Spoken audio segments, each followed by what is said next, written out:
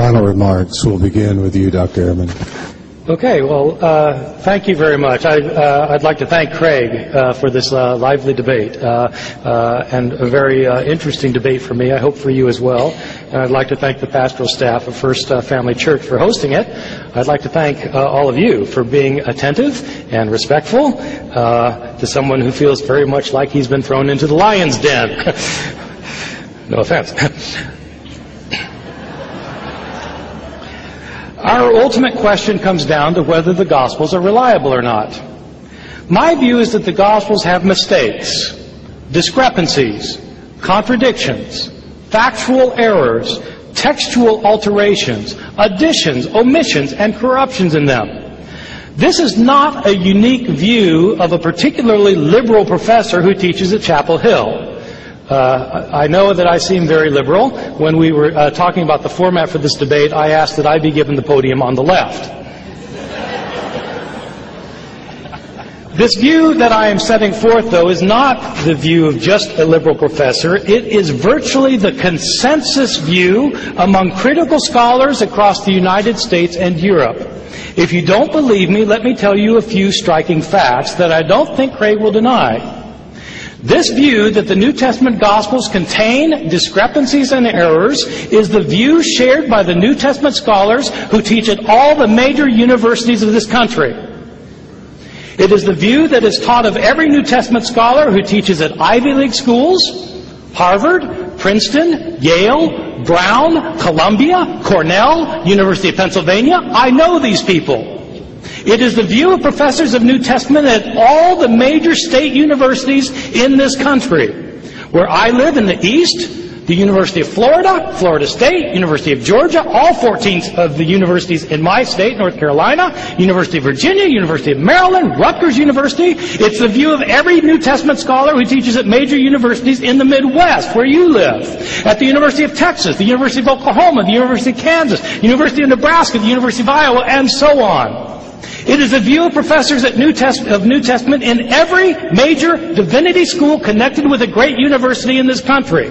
Harvard, Yale, Duke, Vanderbilt, Emory, University of Chicago, as well as the mainline seminaries not connected with the university. Princeton Theological Seminary, Claremont, the Graduate Theological Union, and on and on and on. These are not my idiosyncratic views. These views are taught at virtually every institution of higher learning in the entire world that is not fundamentalist or evangelical Christian. Most of these people teaching these views are themselves Christian, but they don't have an evangelical assumption that the Bible is without mistake. The only ones who say otherwise are fundamentalists or conservative evangelical Christians. How can that be? Is everyone else, apart from evangelicals, not as intelligent? Are they blind?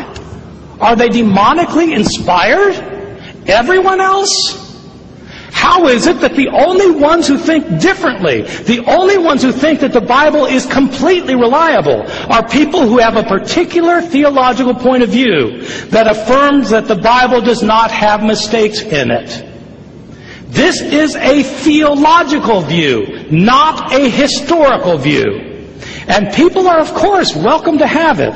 But the people who have it should admit that when they say the Bible is reliable, they are saying so not on historical grounds for historical reasons. They are saying so because their theological views require them to say it. If they did not have these theological views, they would agree with everyone else, Christian and non-Christian, that the Bible does not provide a reliable account of the historical Jesus and of the history of the early Christian church. Let me tell you why I think it matters.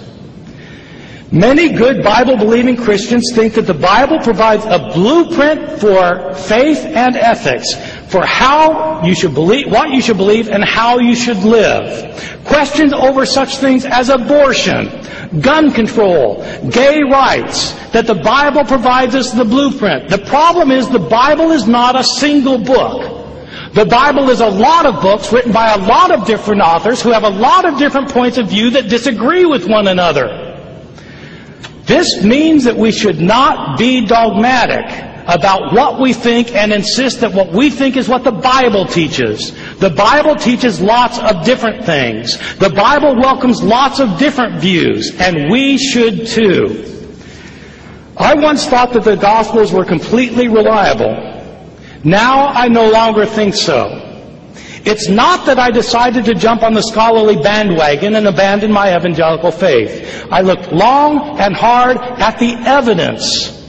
I studied it for years. I grappled with it. I prayed over it. I talked it over with friends and loved ones. And eventually I came to see the truth. The Bible does not provide a reliable account of the things Jesus said and did.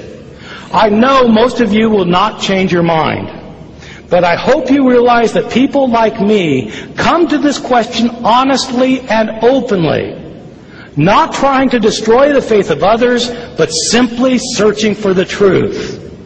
I hope you too will be honest and open and not be afraid to go wherever the truth seems to lead. Thank you very much. Thank you.